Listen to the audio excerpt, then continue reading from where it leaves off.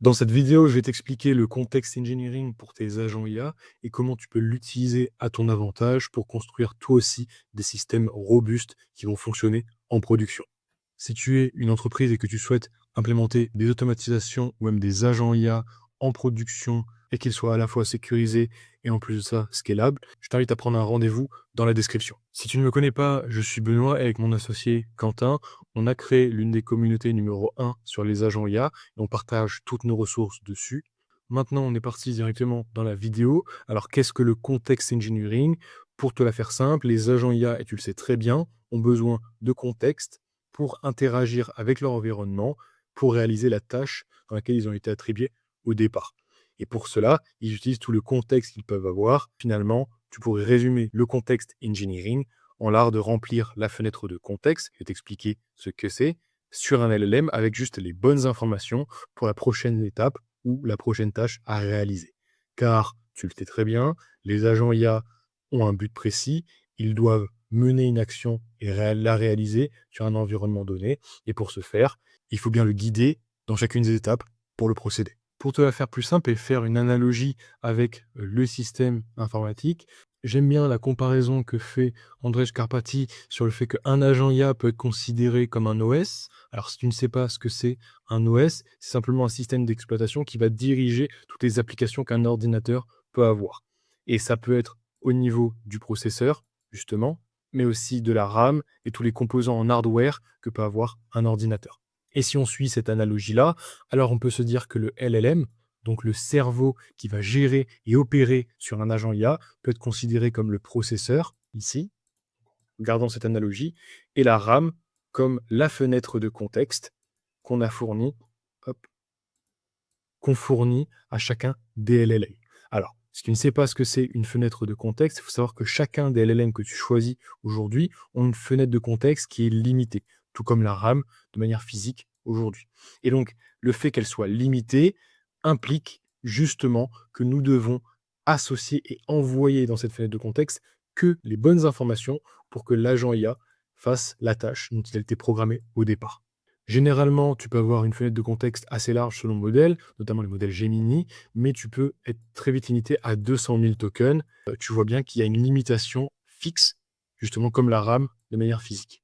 Donc tu l'as très bien compris, il va falloir judicieusement choisir les informations que tu vas mettre dans ta fenêtre de contexte, et donc ta RAM, et ces différentes sources de contexte, on peut les initier ici. Tu peux avoir les instructions que tu vas fournir à ton agent IA pour réaliser la tâche, les connaissances externes, notamment les RAG, donc entraînées sur tes données d'entreprise, ou même tes bases de données qui sont lisibles par l'agent IA pour faire des actions, pour récupérer des informations sur tes utilisateurs ou autres, mais aussi des outils à disposition, donc les différents outils avec leur description, et les feedbacks des outils. Pourquoi je différencie les deux ici? Car le feedback, quand l'outil va être utilisé, il va en renvoyer des informations là, et dans ce cas-là, on sera plus sur des feedbacks d'outils que l'agent IA va récupérer. On peut voir à droite où intervient principalement le contexte engineering. Tu peux voir que notamment, on a les sources d'entrée de contexte, donc les messages utilisateurs, les fichiers stockage, les outils utilisés ou autres.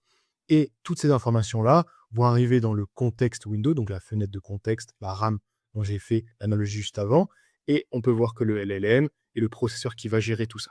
Et le contexte engineering, tu as une vue d'ensemble de où il intervient dans ce processus. C'est vraiment la clé, notamment avec des techniques de prompting, de retrieval, donc de récupération d'informations, ou de tool calling, qui va intervenir juste avant d'envoyer dans la fenêtre de contexte du LLM. Et ça, c'est clé, comme tu l'as compris, c'est numéro 1 dans l'ingénierie IA aujourd'hui pour construire des agents IA robustes, et tu dois maîtriser cet aspect-là pour réaliser, apporter une forte valeur ajoutée à un business. Mais bien sûr, tu l'as compris, pourquoi c'est complexe sur les agents IA si tu as déjà construit des systèmes. C'est avant tout que les agents IA vont boucler beaucoup de fois sur des tâches plus complexes.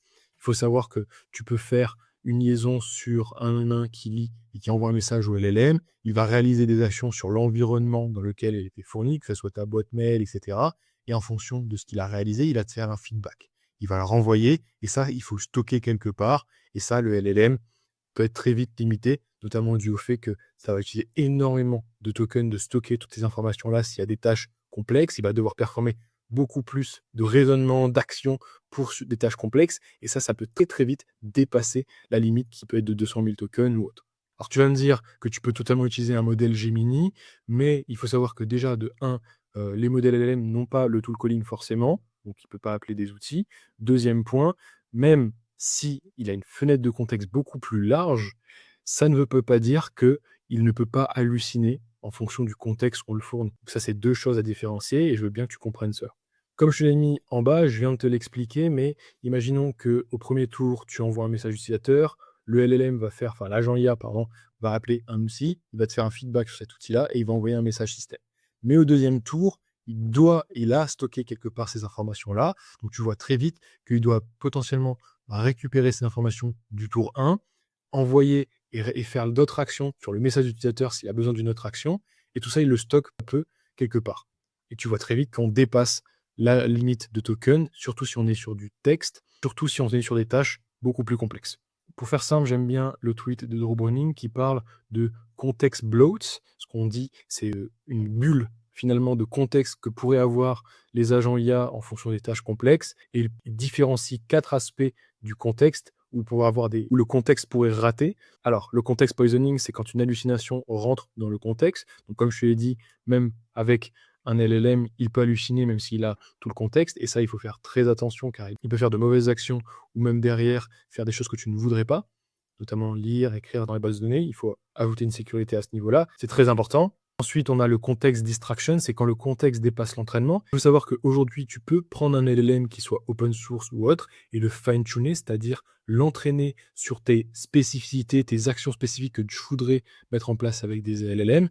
Et ça, le context distraction peut totalement biaiser cet entraînement que tu as fait au départ sur la spécificité dans laquelle l'agent IA a été entraîné en rajoutant du contexte qui serait faux ou autre. Le troisième point, c'est le context confusion, c'est quand on rajoute du contexte superflu qui influence la réponse à la fin. Alors là, pour le prédire, c'est simplement en évaluant et en testant ton modèle, mais ça peut être une cause des problèmes qu'on peut avoir autour des agents IA, notamment quand le contexte peut rater. Et ensuite, le dernier, c'est le context clash, c'est donc quand des parties de contexte sont en désaccord. Imaginons que tu récupères une information, ça peut être vite fait problématique car il va accentuer les hallucinations, car il y aura des contradictions dans les informations qu'il récupère, que ce soit avec les outils, que ce soit avec ton RAG, etc. Donc c'est crucial de maîtriser le context engineering, ça devient même critique quand on construit des agents IA. Et on va voir ensemble les différentes stratégies que tu peux aborder sur différents points qu'on a listés et comment tu peux les mettre en place sur LangGraph ou d'autres frameworks. Je vais te montrer tout ça. Donc les stratégies de contrôle du contexte, la première c'est l'écriture du contexte, c'est la manière de sauvegarder donc en dehors de la fenêtre du LLM pour aider l'agent à faire la tâche.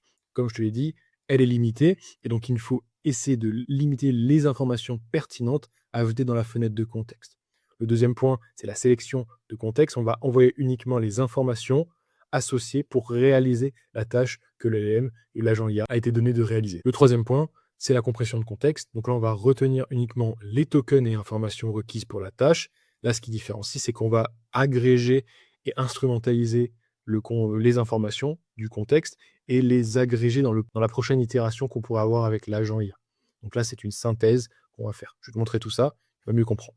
Et le quatrième point, c'est isoler le contexte. Donc, c'est séparer chacun des environnements pour aider l'agent ou le multi-agent sur les tâches à réaliser au départ. Donc, maintenant que tu as vu ces 4 stratégies principales, on va voir notamment ce que tu peux appliquer sur tes agents IA et tes systèmes. Donc la première, donc, c'est écriture du contexte. C'est la manière de sauvegarder du contexte en dehors de la fenêtre du LLM pour l'aider à faire la tâche.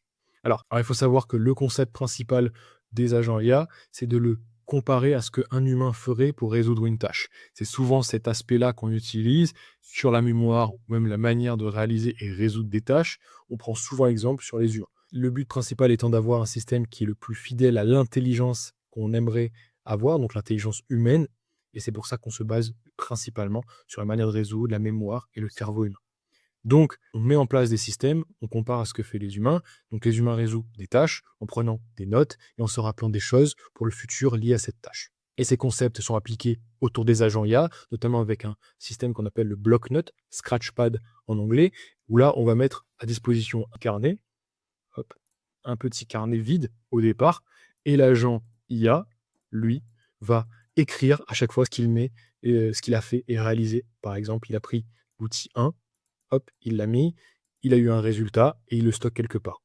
Ensuite, s'il a besoin de cette information, il pourra la récupérer et derrière faire d'autres actions, etc. Donc ça, c'est le concept de Scratchpad.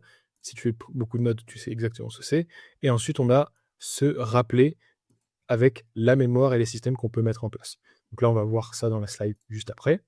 Donc comme je te l'ai dit, le système, c'est un Scratchpad et un bloc-notes. Donc c'est le concept de persister l'information pendant qu'un agent réalise la tâche. Donc il rajoute ce qu'il a fait, il ajoute ce qu'il a testé, etc.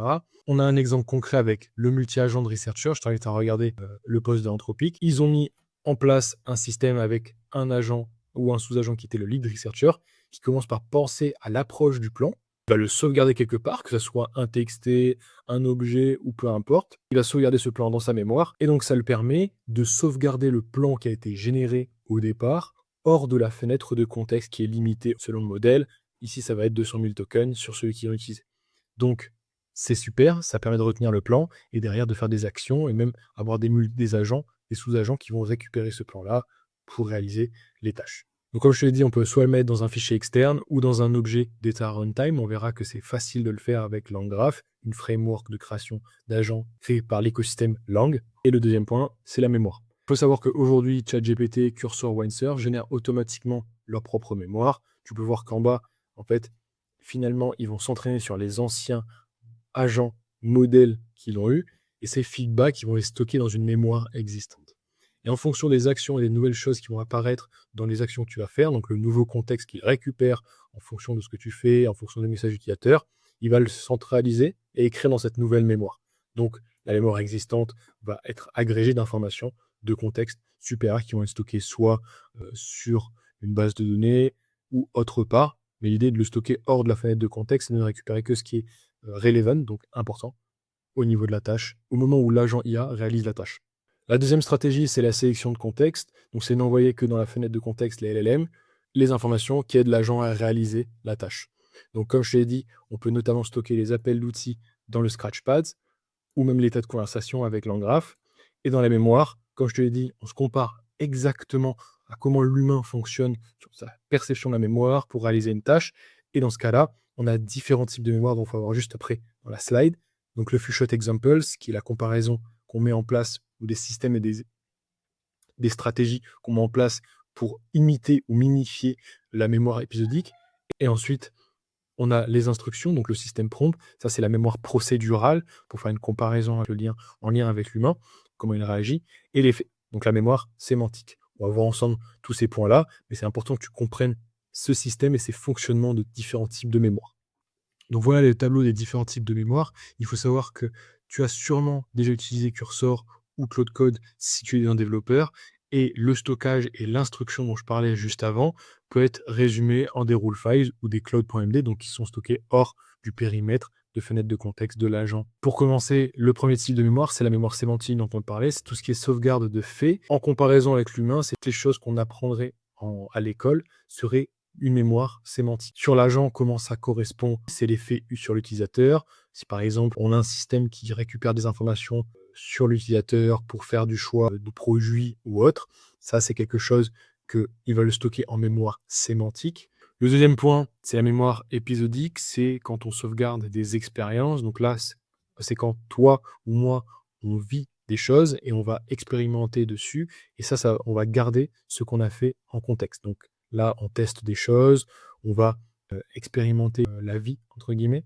C'est là notre manière, justement, d'avoir cette mémoire épisodique qui va être remplie. Sur l'agent IA, c'est toutes les actions passées qu'il a réalisées, s'il a fait des erreurs sur un système ou un procédé ou un plan qu'il a testé. Alors là, il faut qu'il le sauvegarde quelque part, et là, on va parler de mémoire épisodique. C'est les actions passées de l'agent ou des multi-agents. Le troisième type de mémoire est plus simple à comprendre, c'est la mémoire procédurale, c'est les instructions. Et ces instructions, on a reçu un instinct et une motricité de base, donc c'était naturellement, on a eu ces aspects-là. Comment ça correspond sur l'agent IA? C'est le système prompt de l'agent. On va appliquer des règles, des bases, pour qu'il comprenne ce qu'il doit faire, la tâche à réaliser, etc. Donc là, on va lui fournir ces instructions, et ça va être stocké dans la mémoire procédure. L'idée avec cette explication, c'est que tu comprennes les différents types et que tu puisses les segmenter pour pouvoir notamment comparer et tester avec comment toi tu réagirais sur une tâche, comment l'humain ferait cette tâche-là, et que tu puisses transvaser ça à l'agent IA que tu es en train de construire dans ton système. Pour te donner des cas concrets sur le système, on a une recherche récente qui montre que du RAG, donc de la retrieval, donc la récupération d'informatique sur la description des outils montre que ça améliore la qualité de sélection des outils de x3 en fonction de la base qui a été fournie. Donc tu vois que c'est pertinent de mettre du RAG sur la description d'outils. Je te invite à regarder la recherche qui est dans la présentation. Et ensuite, on a un deuxième point, c'est au niveau des connaissances. Il faut savoir qu'aujourd'hui, on a des manières, des stratégies de RAG, donc Retrieval Augmented Generation, pour récupérer la bonne information en fonction de la tâche donnée. Et LLM utilise cette stratégie-là, et ce, avec le plus gros volume d'informations, c'est les codes agents, donc c'est les plus grosses RAG apps, si on peut dire, qui utilisent ces systèmes-là. Et on peut se baser sur l'un des tweets que Varun Mohan, donc le créateur de Windsurf, a dit, c'est qu'il utilise bien sûr des techniques de RAG, mais il utilise aussi une approche heuristique, c'est-à-dire déterministe, plus ou moins, pour faire et chercher dans la code base, donc la base de ton code que tu pourrais avoir avec tous tes dossiers, tous tes fichiers, etc., au lieu de se baser uniquement sur des techniques de RAG qui pourraient être non déterministes et un peu, entre guillemets, aléatoires. Donc il y a une combinaison des deux pour avoir quelque chose de reliable, donc robuste, en production. Donc avec des great file search, des knowledge graph, etc. Et ce constat te permet justement de peaufiner ta technique, car il ne faut pas que tu bases principalement tout sur ton RAG. Il faut aussi que tu mettes en place des systèmes heuristiques, comme l'a fait Varun Mohan, pour que ces agents IA et ces systèmes qu'il a construits pour Windsurf fonctionnent bien en production. Maintenant, on a le troisième point et la troisième stratégie que tu peux aborder pour le contexte, c'est la synthèse et la compression de celui-ci. Donc, c'est retenir uniquement les tokens requis pour la tâche.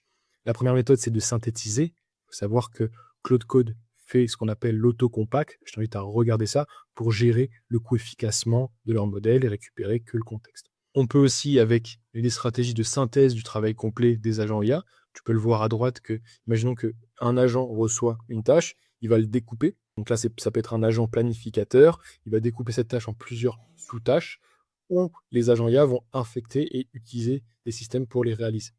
Donc, toutes ces informations-là et cette conversation et ces actions réalisées, il va les stocker quelque part et il va uniquement synthétiser et récupérer les moments clés des décisions et les fournir au prochain sous-agent. Ce prochain sous-agent va réaliser ces tâches, il va les stocker quelque part, donc la conversation, les actions réalisées, et ensuite, ces informations, en plus de l'agent de découpage, vont être fournies au prochain sous-agent pour réaliser la sous-tâche 2, etc., etc. Donc tu peux voir que c'est une stratégie qui permet de limiter la taille de contexte, mais d'avoir toutes les informations clés pour chacun des agents, pour ne pas faire d'erreur et pour qu'ils soient performants, justement. Il y a aussi une méthode qu'on appelle le trimming, donc la méthode heuristique, c'est-à-dire déterministe, c'est de récupérer seulement que les derniers messages et de tronquer finalement tout le reste, et où tu as une méthode apprise, où là tu vas utiliser des modèles qui ont été entraînés spécifiquement sur cette tâche, notamment le modèle Provence. Je t'invite à regarder Context Pruning, c'est enlever le paper dessus. Donc c'est du context pruning. Context pruning, c'est enlever du contexte les informations spécifiquement pour le RAG.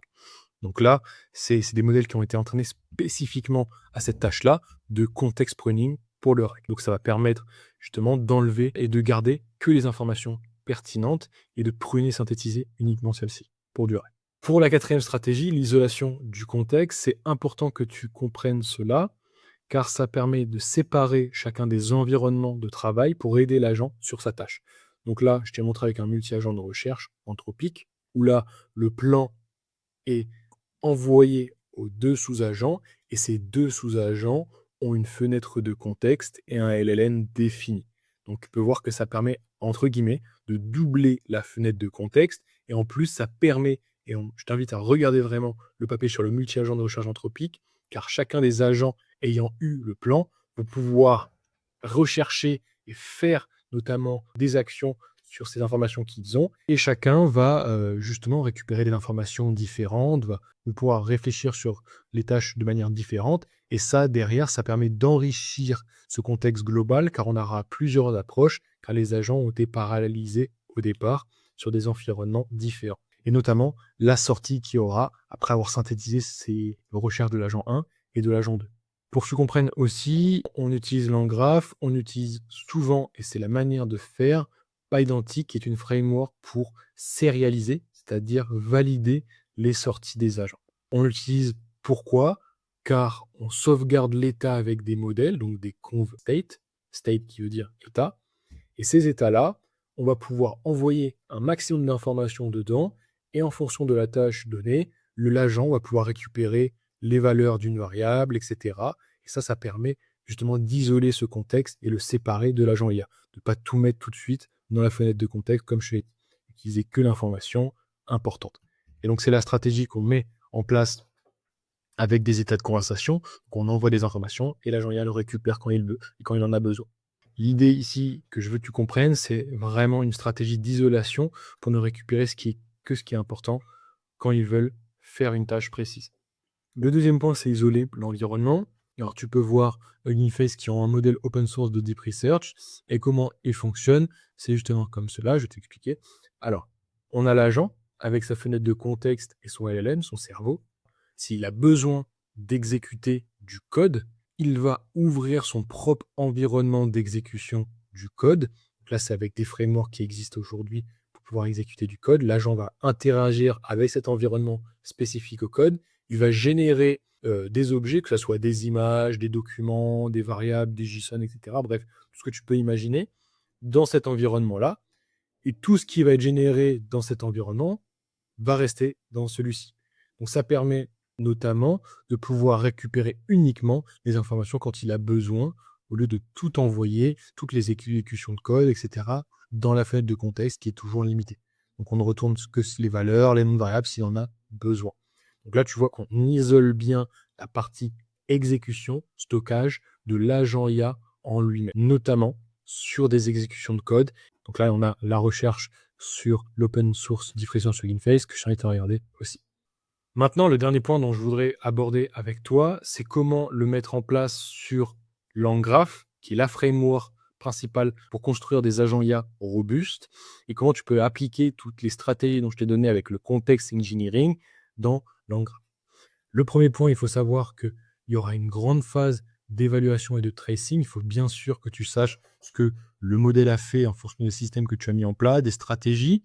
Donc pour ça, il faut savoir que LangSmith, qui est ajouté à l'écosystème Lang, permet de faire ce suivi, etc. Tu peux savoir les outils qu'il a utilisés, ton agent IA, s'il a pris telle information ou autre, quelle synthèse il a fait des informations. Et ça permet d'évaluer si ton modèle et ton agent IA travaillent dans la bonne direction.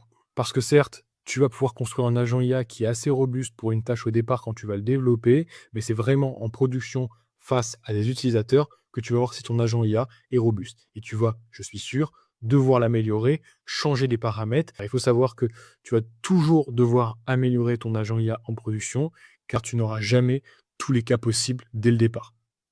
Donc, comment on fait la stratégie d'écriture dans LangGraph? Il faut savoir que les scratchpads ou la mémoire dont j'ai parlé au départ fonctionnent très bien avec un système de checkpointing. Persister l'état des agents entre plusieurs sessions. C'est un système qui est déjà implémenté dans LangGraph nativement et c'est souvent ce qu'on utilise pour stocker les informations entre sessions sur les agents IA.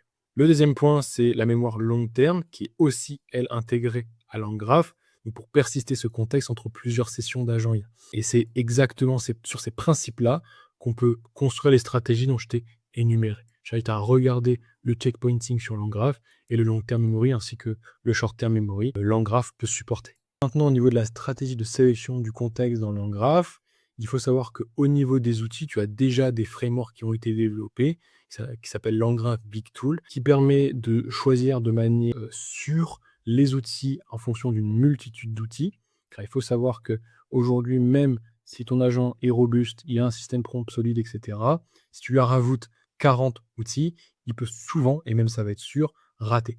Donc, il y a des manières de le faire, notamment avec le LangGraph Big Tool qui est déjà intégré nativement, où il faut brancher, mais c'est très rapide, où tu peux scaler l'utilisation de tes outils sur ton agent IA. Et ça, c'est important parce que sur des systèmes, tu vas en avoir besoin si tu as beaucoup et si l'agent IA a beaucoup d'outils à utiliser. Et je t'invite à le mettre en place si tu en aurais besoin. Donc, le prochain sujet sur la connaissance, c'est l'Agentic RAG.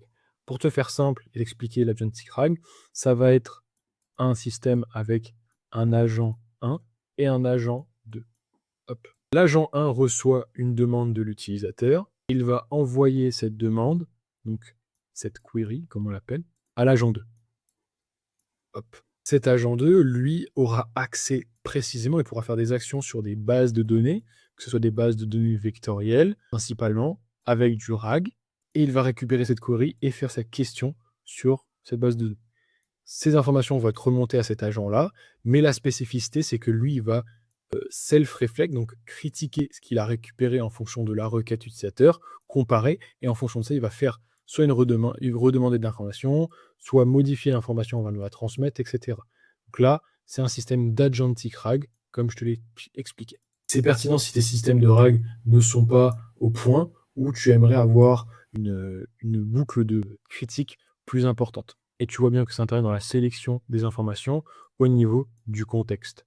Maintenant, le troisième point, c'est la compression dans LangGraph. Alors, au niveau de la synthèse et du trimming, il faut savoir que dans LangGraph, tu as le concept de mémoire, donc avec la synthèse, le trimming, de l'historique de messages. Et ça, c'est facilement intégré dans LangGraph. Donc, tu peux voir le document dont je t'ai fourni, mais tu vas pouvoir synthétiser rapidement des documents, synthétiser des actions réalisées par ton agent IA, etc. Il faut savoir que LangGraph est conçu en tant que framework sur un niveau bas de couche, donc ça permet de gérer facilement et définir des logiques dans chacun des nœuds. Pour te la faire simple, comment fonctionne LangGraph? Eh bien, comme je t'ai expliqué, il fonctionne sous forme de nœuds et il sauvegarde des états entre ces nœuds. Donc là, imaginons que tu appelles un LLM1 à ce niveau-là. Dans le LLM2, tu vas pouvoir récupérer des informations envoyées du contexte du LLM1, etc. Et ça, tu pourras gérer aussi dans le nœud en lui-même les logiques conditionnelles, etc. Donc, tu peux voir que la couche est très basse et te permet une flexibilité. Là, je t'invite à regarder le OpenDeep Research Utils de LangChain, donc qui a été construit, qui gère tout ce qui est post-procession après l'exécution d'un outil. Donc, c'est un agent IA hop, à appeler un outil. Et cette manière de travailler intervient juste avant d'envoyer l'information à l'agent IA. Donc c'est le post après que l'outil a réalisé sa tâche. Et là, tu peux voir qu'on peut faire des actions dessus, etc. La stratégie sur l'isolation dans LangGraph fonctionne multi-agents sur différentes frameworks ou outils qui ont été créés, notamment sur le Supervisor et le Swarm. Je t'invite à regarder les GitHub si tu veux savoir plus sur le sujet. Et ensuite, on a des vidéos que je t'ai mis ici sur LangChain pour l'architecture de multi-agents, qui est très pertinente pour comprendre un petit peu comment isoler le contexte entre plusieurs agents, comment interconnecter ces échanges, etc., fournir les bonnes informations aux bons agents et tout. Donc là, c'est important. Ensuite, on a le multi-agent swarm, donc c'est utiliser swarms et sa librairie qui sont intégrés dans LangChain, dans LangGraph, et ça, on l'explique très bien dans cette vidéo que je t'invite à regarder. Ensuite, on parlait d'environnement de code pour l'exécuter. Il faut savoir que E2B le fait et est intégré facilement à LangGraph. Je t'invite à regarder le GitHub, mais ça te permet justement d'avoir un environnement de travail pour ton agent IA, pour exécuter du code, stocker des informations, des fichiers, etc., des sources et tout. Donc là, ça permet justement d'avoir cette exécution, cet environnement de travail de code précisément. Ensuite, on a une deuxième vidéo et là, c'est vraiment quelque chose d'important. C'est tout ce qui est Python et script dans un environnement sandbox. Donc là, cette vidéo traite de ce sujet-là. Donc il faut savoir que toutes les exécutions qu'un agent IA va faire ne sont pas forcément reliable et trusted. Et pour ce faire, on traite exactement de ce sujet-là dans cette vidéo et comment faire pour ce cas précis. Et ensuite, le dernier point, c'est les états d'outils. Donc là, pour définir et fonctionner, j'ai une vidéo sur le sujet où j'ai une masterclass LangGraph, si je t'invite à la regarder, qui parle de cet état de conversation et de comment il fonctionne plus en détail. Mais tu peux aussi regarder la documentation de LangGraph sur le sujet. Mais simplement, comme je l'ai dit, on va stocker un état de conversation, on va pouvoir mettre plein d'informations dedans. Cet état de conversation va persévérer sur tes agents, dans tes nœuds, dans tes logiques, etc. Donc tu pourras récupérer l'information de cette source quand tu voudras, quand elle est persistante, pour l'étape, pour la tâche donnée sur l'agent IA. Et ça, c'est pas mal. Maintenant, pour creuser plus le sujet, je t'invite à regarder mes 2 dernières vidéos sur le RAG, principalement pour récupérer ce contexte et stratégie qui est importante pour la récupération d'informations, que ce soit les données d'entreprise ou autre. Et le deuxième point, c'est ma masterclass LangGraph qui explique sur un projet précis que tu peux dupliquer sur GitHub toutes les informations que tu dois savoir et les sujets autour de LangGraph pour mettre en place toi aussi des agents IA sur cette framework. Maintenant, tu auras dans la description toutes les sources et les informations de la présentation pour que tu puisses toi aussi apprendre ce sujet-là et appliquer du context engineering pour tes agents IA et tes systèmes que tu as construits. Et moi, je t'invite à liker cette vidéo si elle t'a plu. Et on se retrouve pour la prochaine vidéo. C'était Benoît.